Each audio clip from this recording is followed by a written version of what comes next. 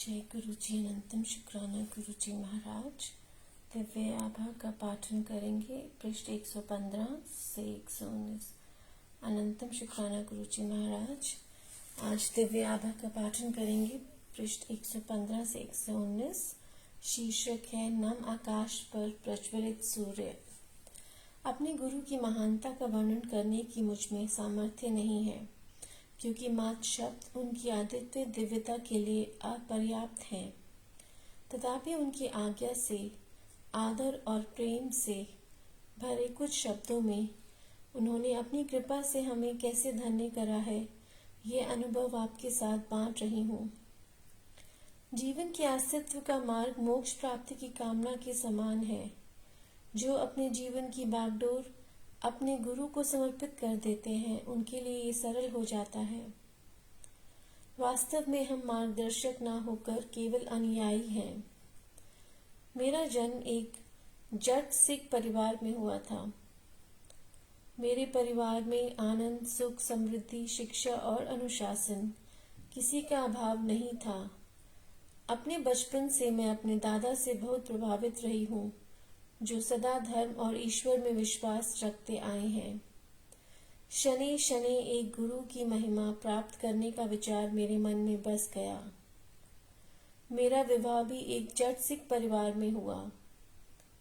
मेरे पति 3 कन्याओं के बाद परिवार में आए थे। इस कारण उन्हें अत्यधिक स्नेह प्राप्त हुआ और उनकी आदतें बिगड़ गईं। उनकी सब मांगें पूरी कर दी जाती थी। मद्यपान उनकी सबसे बड़ी समस्या थी, जिसके कारण वे परिवार की उपेक्षा करते थे और स्वयं कोई उत्तरदायित्व उठाने को तैयार नहीं थे। हर लड़की का स्वप्न सुखी दाम्पत्य जीवन होता है और मैं कोई अपवाद नहीं थी। पर जब परिवार का पालक ही नशे में डूबा रहे, किसी के वश में कुछ नहीं रहता। रोज की छोटी मोटी समस्याएं भी अजय लगती हैं। कंधों पर परिवार का बोझ और मेरी दुखी अवस्था ने शीघ्र ही मेरा जीवन नर्क बना दिया। उन्हीं दिनों मेरे दादा घर आए। मेरे अंदर ठहरा हुआ दुखों का बांध मानो टूट गया और उन्हें विश्वास हो गया कि मेरी सहायता होनी चाहिए। मैंने भीगी आंखों से उन्हें बताया कि मुझे पूर्ण गुरु की आवश्यकता है। हम अपने नश्वर शरीर और मन के लगातार प्रयत्नों से भी गुरु के पास नहीं पहुंच सकते, जब तक हम उनके निर्देशित मार्ग पर चलने को तत्पर नहीं हैं। ऐसी अवस्था आने पर गुरु स्वयं हमें अपने समीप बुलाने का सहज मार्ग निकाल लेते हैं। थोड़े समय के बाद मेरी माँ मुझे गुरुजी के पास ले गईं। गुरुजी के यहाँ पहुँचते ही मुझे गुलाब पुष्पों की सुगंध आई। उन्हें देखकर मेरी आंखों में पानी भर गया। अगले कुछ घंटों जब तक मैं वहां पर बैठी रही, मेरी आंखों से निरंतर अश्रु प्रवाहित होते रहे। उस पहले दर्शन के बाद जब भी मेरी गुरुजी से भेंट होती थी, मैं अपनी भावनाओं पर नियंत्रण नहीं रख पाती थी। हर दर्शन के समय मुझे शांति की प्राप्ति होती थी, पर क्यों?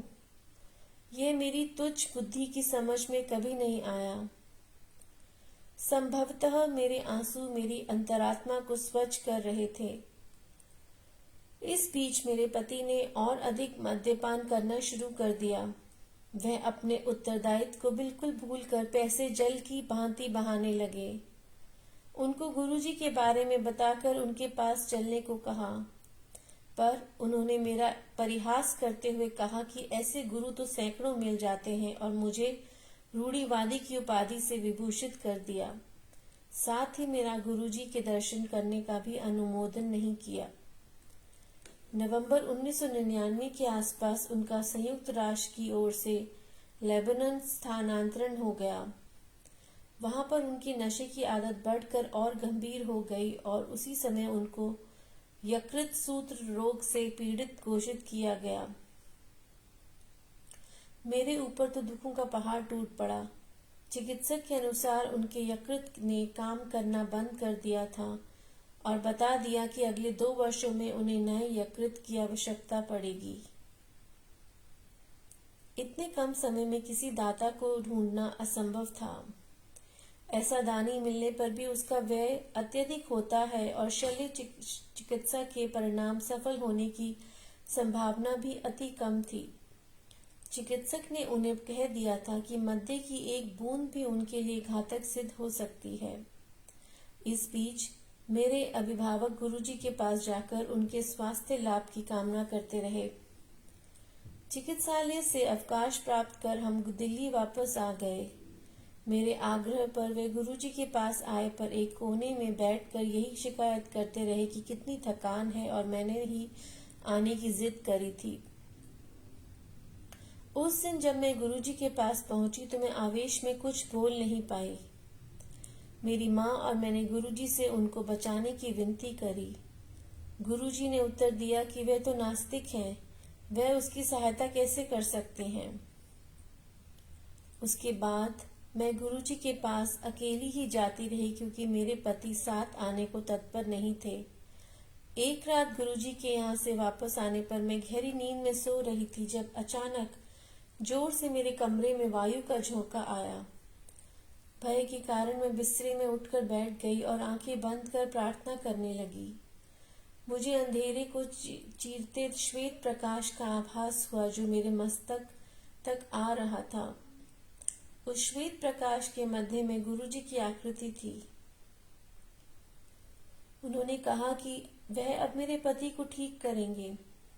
अगले 15-20 मिनट तक शल्य कक्षों के समान गंध आती रही। उसके बाद जब सब साफ हो गया तो गुरुजी ने कहा कि उन्होंने मेरे पति को स्वस्थ कर दिया है। उसके बाद मैं सो गई। उस दिन को बीते हुए 6 वर्ष बीत गए हैं, परंतु मेरे पति ने अपने नशे की आदत बनाए रखी है। मेरे परिवार वाले और मैं विस्मित हैं कि चिकित्सकों के कथन के विपरीत उनका स्वास्थ्य बना हुआ है और गुरुजी कैसे उनकी दिन रात देखभाल कर रहे हैं। मेरे पति भी गुरुजी द्वारा दिए गए जीवन दान के लिए उनके आभारी हैं।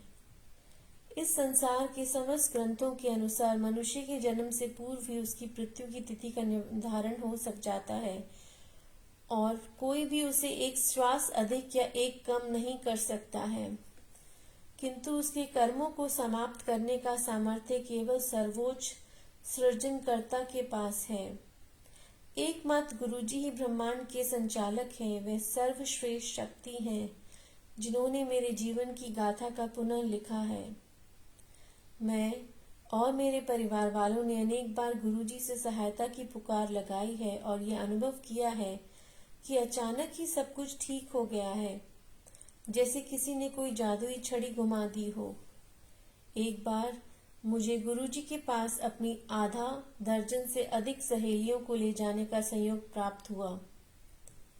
उनसे मैं गुरुजी के गुणों का वर्णन करती आई थी। अपनी संकीर्ण विचारधारा के अनुसार मैंने उनसे गुरुजी से कुछ नहीं मांगने का निवेदन किया था, यद्यपि ये मेरे आचरण के प्रतिकूल था। गुरुजी के चरण स्पर्श करते समय उन्होंने मेरे मन के भाव पढ़ते हुए बताया कि उन सब ने उनसे कुछ न कुछ विनती करी थी। उन्होंने सबकी मनोकामना पूर्ण कर दी थी। उनके पास से कोई भी खाली हाथ नहीं लौटता है। व्यापारी को समृद्धि, रोगी को स्वास्थ्य लाभ, विद्यार्थी को विद्या आदि।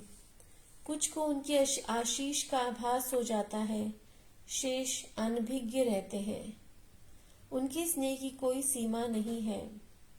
आस्तिक या नास्तिक सबको उनकी दया प्राप्त होती है। उनकी कोई मांग नहीं है, वे कोई आश्वासन नहीं लेते, पर उनकी दिव्य अभिभूति धीरे धीरे आपको परिवर्तित कर देती है। प्रतिदिन याचक अपने दुख लेकर उनके दर्शन के लिए आते हैं और उनकी कृपा उन पर मेघों से ढके हुए नम आकाश को चीर कर चमकते हुए सूर्य की भांति बरसती है। एक भक्त। जय गुरुजी। अनंतम शुक्राना गुरुजी महाराज। आज के पाठ हम यही समाप्त करते हैं। जय गुरुजी। शुक्राना गुरुजी।